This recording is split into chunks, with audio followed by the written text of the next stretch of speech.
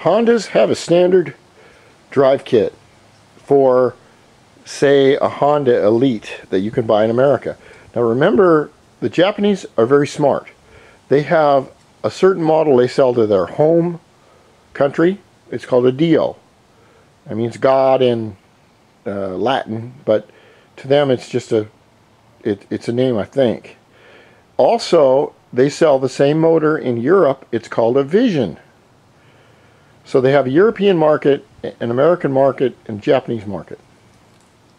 Now the dio engine, and I refer to this as a dio engine, is because most of my watchers are worldwide. Yeah, I think it's is it an AF-16? I can't see with these glasses. Yeah, this is an AF-16E. Alright, now a dio engine is very similar to this in Japan, except the electronics are different. The mapping and things like that. It's a long story. Anyway, this is for Frankie. Frankie, you want to know about the ZX drive.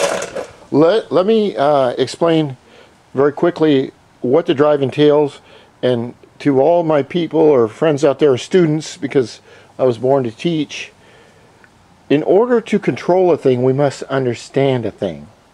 I think that was out of Dune in Iraqis, but it's true. The ZX drive, aside from the normal drive, consists of this. This is what's called a drive plate, right here. Okay, this is a normal drive. This is one I bought from Steve at VTCYCLES.com. Is aluminum, and this is a ZX drive. It looks the same, okay, but it's not.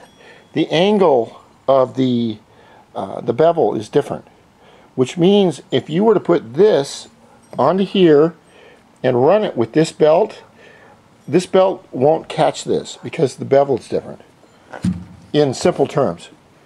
Now, with the ZX drive comes a different faceplate, which is very similar but different. It also comes with a different pulley boss. Okay, these are pulley bosses right here.